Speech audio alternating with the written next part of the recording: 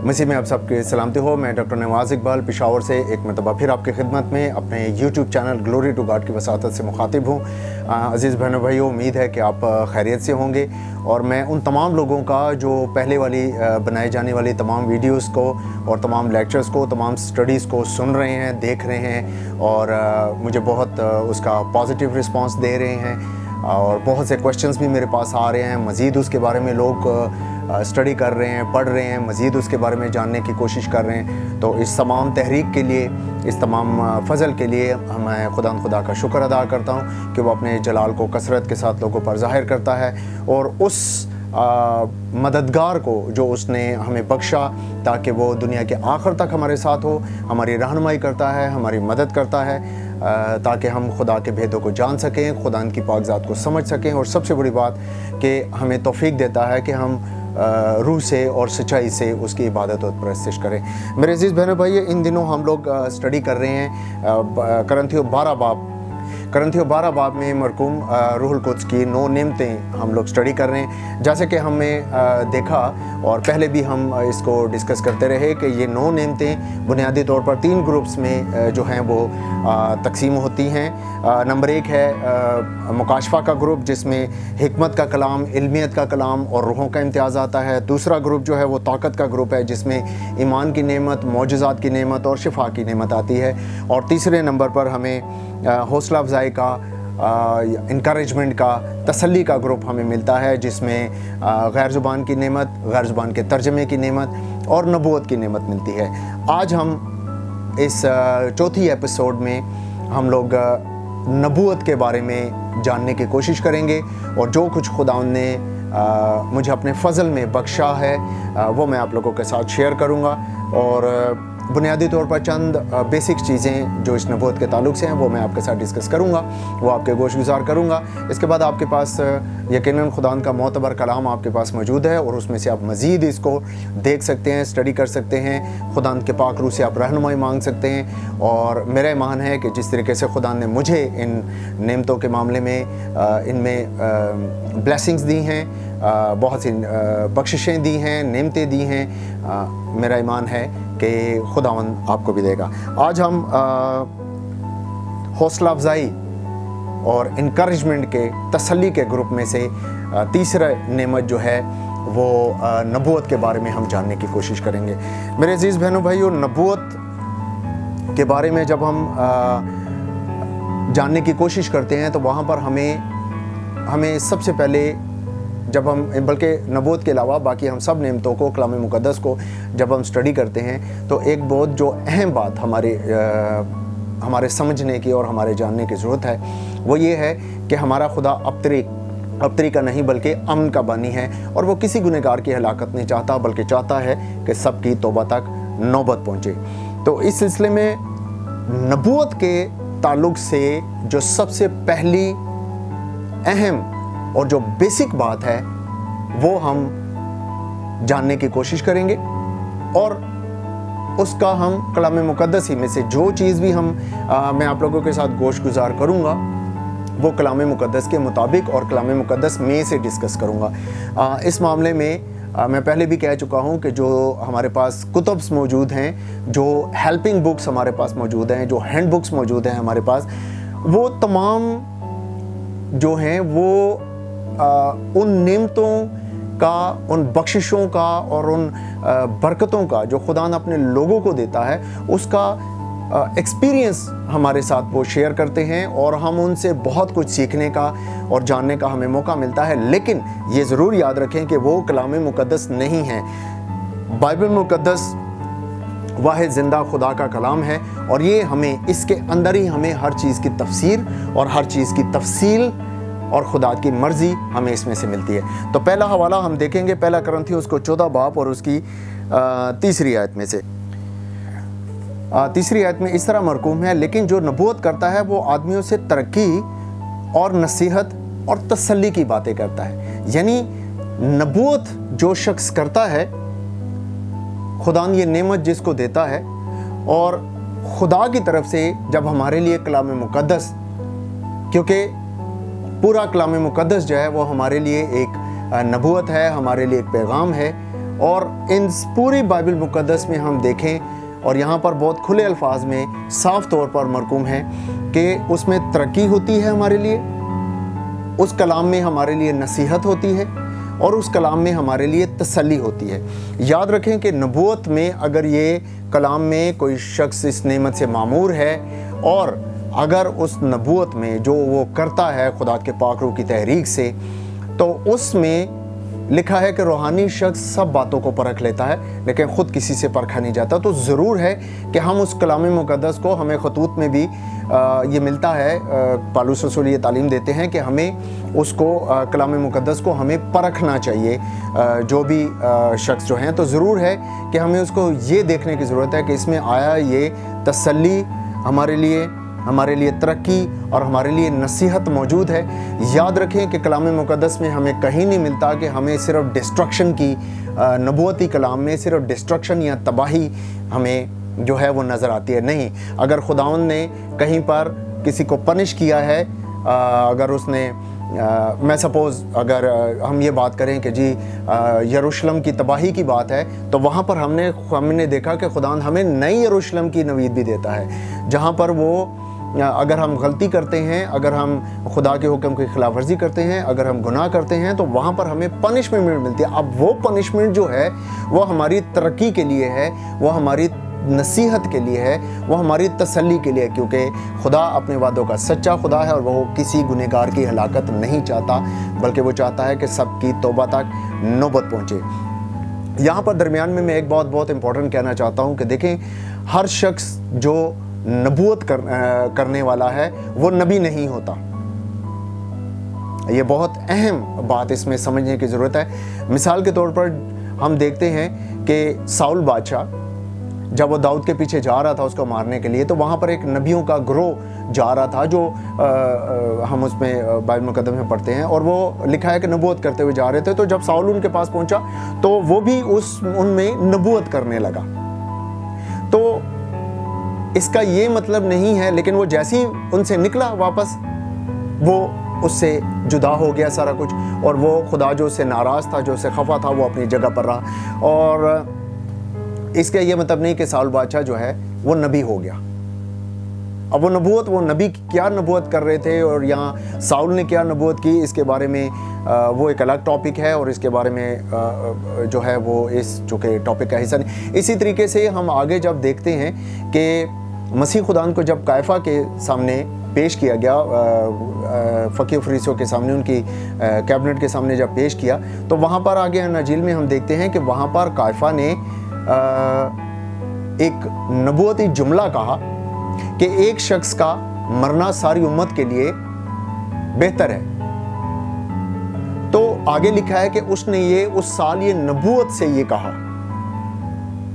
تو اس کا یہ مطلب نہیں ہے کہ قیافہ جو ہے وہ نبی ہو گیا، لیکن خداوند اپنا جلال کب، کہاں، کدھر، کیسے ظاہر کرتا ہے، یہ ہماری سوچ سے اور ہماری انسانی عقل سے باہر کی بات ہے، جب تک کہ ہمیں خدا کا پاک روح نہ سمجھائے۔ وہ ایک جگہ پر کہتا ہے کہ اگر یہ لوگ چپ ہو جائیں گے تو پتھر چلا اٹھیں گے۔ ایک مقام پر گدھی کے ذریعے جو ہے وہ اس کو زبان دے کر، تو خدا اپنے ایک بندہ کو جو ہے وہ نصیحت کرتا ہے، اس کو تسلی دیتا ہے، اس کو گائیڈ کرتا ہے، اس کی ترقی کے لیے بات کرتا ہے۔ تو اس کا یہ مطلب نہیں ہوتا کہ ہر نبوت کرنے والا شخص نبی ہوتا ہے۔ دیکھیں، اگر ہم کسی خداوند کی مجلس میں موجود ہیں، خداوند کی پاک محفل میں موجود ہیں، اور وہاں پر خداوند کے پاک روح کا بہت گہرا مسا ہے، تو یہ بات بڑی مائنیوٹ ہے، بڑی باریکی کے ساتھ اس کو سمجھنے کی ضرورت ہے کہ اس وقت وہاں پر خدا کے پاک روح کی کیا تحریک چل رہی ہے، خداوند کے پاک روح کی جو ہے وہ کون سی نعمت وہاں پر کام کر رہی ہے، وہاں پر خدا کا پاک روح، خداوند کی پاک مرضی کیا ہے اس جماعت کے لیے، وہ کیا کرنا چاہ رہا ہے وہاں پر۔ یہی اس وقت نبیوں کا حال تھا کہ جو نبوت کرتے جا رہے تھے، اس وقت ان تمام نبیوں کے گروہ میں اور ان کے ارد گرد اور اس محفل میں جو ان کا پورا گروپ تو جا رہا تھا، تو وہ نبوت کرتے ہوئے جا رہے تھے۔ تو اس وقت ان سب کے درمیان میں، ان کے ارد گرد وہ ماحول جو تھا وہ نبوتی ماحول تھا، خدا کی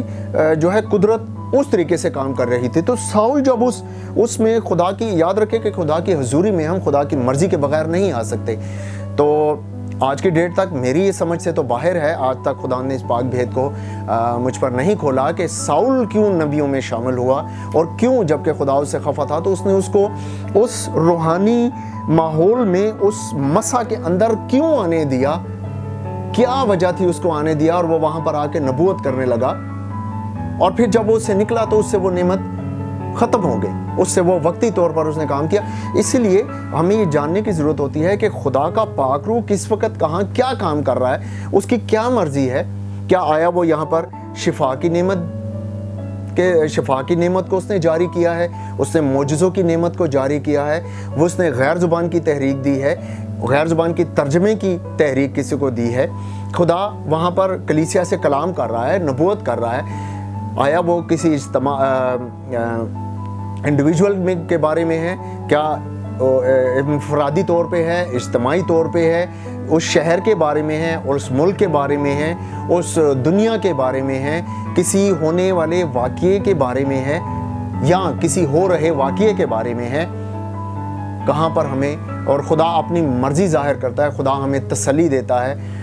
जैसा कि आज के दौर में हम एक पेंडेमिक दौर से गुजर रहे हैं, जबकि कोरोना वायरस पूरी दुनिया में अपने पंजे गाड़े हुए हैं और बहुत सी जो है वो गलत अफवाहें, गलत तालीमात, गलत गाइडेंस, गलत टीचिंग, गलत रिसर्च हमारे पास सामने आ रही हैं और एक्चुअल पोजीशन कोई भी सामने नहीं आ रही। तो ऐसे में खुदा अपने लोगों पर क्या ज़ाहिर करना चाहता है? क्या खुदा अपने कलाम से ये ज़ाहिर करना चाहता है कि ये दुनिया के, जबकि हम आखिरी दौर में चल रहे हैं, तो क्या खुदा ये चाहता है कि हम जाने के खुदा की मर्ज़ी से हो रहा है? क्या हम ये जाने के आखिरी वक्त के बारे में जो लिखा है कलाम मुकद्दस में, क्या वो वाक़यात रूनुमा होना शुरू हो रहे हैं? तो बड़ा गौर के साथ, बड़ी एक इलाही हिकमत के साथ, खुदा के हुजूर बड़ी हलीमी के साथ हमें ये जानने की ज़रूरत होती है कि उस वक़्त खुदा की क्या मर्ज़ी है। अगर उस वक़्त जो कुछ भी हो रहा है तो वो आया खुदा की, डेफिनेटली खुदा की मर्ज़ी से हो रहा है, और हमें ज़रूरत है कि हम अपने आप को खुदा की मर्ज़ी पर छोड़ें। अब हमारे लिए खुदा की रूह की नेमतों में से मैं बड़ा ये अहम बात मैं ये करने जा रहा हूँ। खुदावंद की मर्ज़ी जो है वो ये है कि वो चाहता है हम इसी 14 बाब की उसकी हम आगे चौथी आयत में, हम तीसरी आयत हम देख चुके, लेकिन जो नबूवत करता है वो आदमियों से तरक्की और नसीहत और तसल्ली की बातें कहता है। जो बेगाना ज़ुबान में बातें करता है वो अपनी तरक्की करता है, और जो नबूवत करता है वो कलीसिया की तरक्की करता है। तो लिहाजा अगर किसी नबूवती कलाम में जो है वो ये चीज़, तीनों चीज़ें कलाम मुकद्दस के मुताबिक अगर उसमें नहीं है, तो फिर उसके बारे में हमें खुदा के हुजूर में झुकने की ज़रूरत है, कि खुदावन जानने की ज़रूरत है कि खुदावन इसमें हमारे लिए, तेरे कलाम मुकद्दस के मुताबिक हमारे लिए तरक्की, तसल्ली, नसीहत हमारे लिए क्या है। मेरा ईमान यह है कि खुदावन जब कलाम करता है तो वो पूरे तौर पर कलाम करता है, और वह मुकम्मल तौर पर जब हम, और उसी वक्त हम उस चीज़ को समझ सकते हैं जब हम खुदा की पाक मर्ज़ी को हम जानते हैं, खुदा की पाक मर्ज़ी को समझते हैं, तो तभी हम इस चीज़ को हम देख सकते हैं। अब मैं चाहूँगा कि एक दो रेफरेंस जो हैं वो हम देखें कलाम मुकद्दस में, कि इस नेमत की, इस खुदा के पाक रूह की इस नेमत की जो कि नबूवत है, इसके बारे में बाइबल मुकद्दस में क्या इसकी अहमियत है और खुदा की क्या मर्ज़ी है। ठीक है, तो सबसे पहले हम जाएंगे गिनती की किताब में, उसका 11वां बाब और उसकी 29वीं आयत में हम देखेंगे। लिखा है, मूसा ने उसे कहा, क्या तुझे मेरी खातर रश्क आता है? काश खुदावंद के सब लोग नबी होते और खुदावंद अपनी रूह उन सब में डालता। खुदा का ये बंदा बुजुर्ग मूसा कितनी बड़ी अपने लोगों के लिए ख्वाहिश का इजहार करता है कि खुदा ने मुझे अगर तुम समझते हो कि खुदा मुझ पर अपना फजल किया है और खुदा ने अपना रहम मुझ पर किया है, तो वो कहता है कि मैं चाहता हूँ कि खुदा ये रहम हर एक पर करे। वो कहता है कि मैं चाहता हूँ कि खुदावंद के सब लोग, हर कोई लोग नहीं, वो लोग जो खुदा के हैं, वो लोग जो उसके बर्रा के खून से धुले हैं, वो जो नई पैदाइश का तजर्बा रखते हैं, वो जो खुदा के पाक रूह से मामूर हैं, वो नबी होते और हर शख्स नबूवत करता। इसी सिलसिले में अमाल दूसरा बाब और उसकी 17 आयत अगर हम गौर से पढ़ें तो वहाँ क्या लिखा है? खुदा फरमाता है कि आखिरी दिनों में ऐसा होगा कि मैं अपने रूह से हर बशर पर डालूंगा और तुम्हारे बेटे और तुम्हारी बेटियां नबूवत करेंगी और तुम्हारे जवान रोया और तुम्हारे बूढ़े ख्वाब देखेंगे। यिर्मयाह नबी के सहीफे में हम देखते हैं, हिजकिय्याह नबी के सहीफा में हम देखते हैं, दानियल नबी के सहीफा में हम देखते हैं कि हमें नबूवत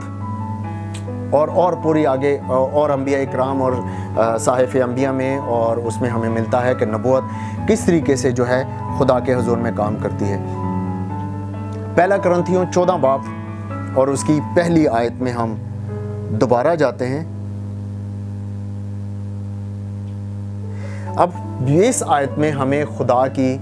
मर्जी बहुत खुले तौर पर, बड़े साफ तौर पर नजर आती है कि मोहब्बत के तालिब हो और रूहानी नेमतों की भी आरजू रखो, खुसूसन इसकी कि नबूवत करो। क्या खूबसूरत, कितनी प्यारी बात! खुदा अपने लोगों के लिए कितनी खूबसूरत उसकी जो है वो ख्वाहिश है कि मेरे लोग कलीसिया के लिए नबूवत करें, तसल्ली का बायस हो कि मेरे लोग खुदा के खादम, खुदा के लोग, खुदा के नाम लेवा, खुदा के बुलाए हुए और खुदा के बरगजीदा लोग उसकी कलीसिया के लिए, उसके लोगों के लिए, हम एक दूसरे के लिए, अपने हमसाया के लिए हम तरक्की का बायस हों, हम उनके लिए नसीहत का बायस हों, हम उनके लिए तसल्ली का बायस हो। तो क्या हमारे अंदर ये ख्वाहिश कलाम मुकद्दस के मुताबिक कितनी है कि हम अपने लोगों के लिए तरक्की, नसीहत और तसल्ली और इत्मीनान का बायस हो? क्या अगर मैं खुदा का खादिम हूं तो क्या मेरी तवस्सुत से खुदा अपनी कलीसिया को,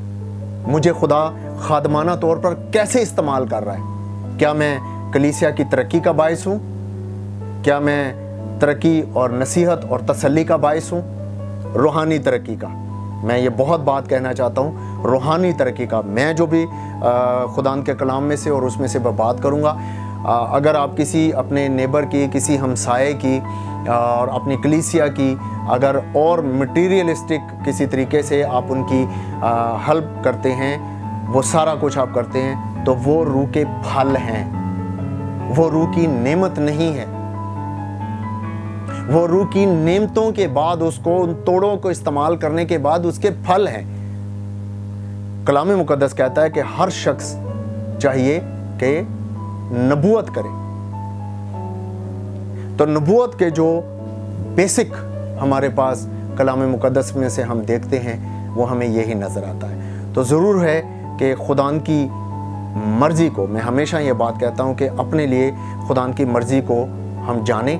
तो तभी हम उसके नाम को हम जलाल दे सकेंगे। और ये बात मैं अपने तजर्बे से आपके साथ ये शेयर करना चाहता हूँ कि देखें, एक शख्स में,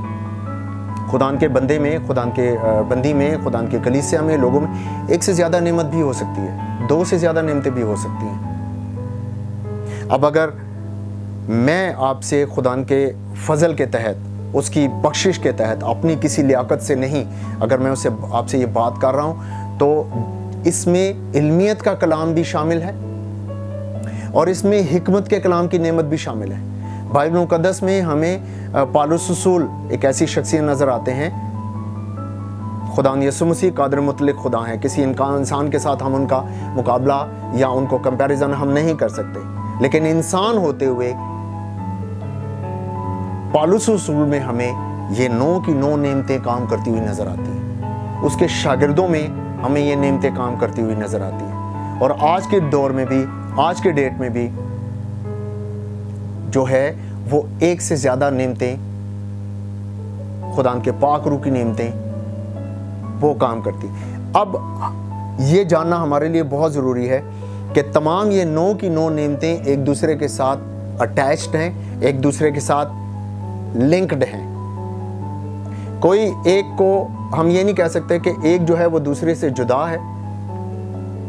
क्योंकि जब देने वाला खुदा का पाक रूह एक है तो वो नेमतें भी एक ही हैं। बात यह है कि खुदा हमें कब, कहाँ, कैसे और किस तरीके से इस्तेमाल करता है। अगर हम अपनी मर्ज़ी को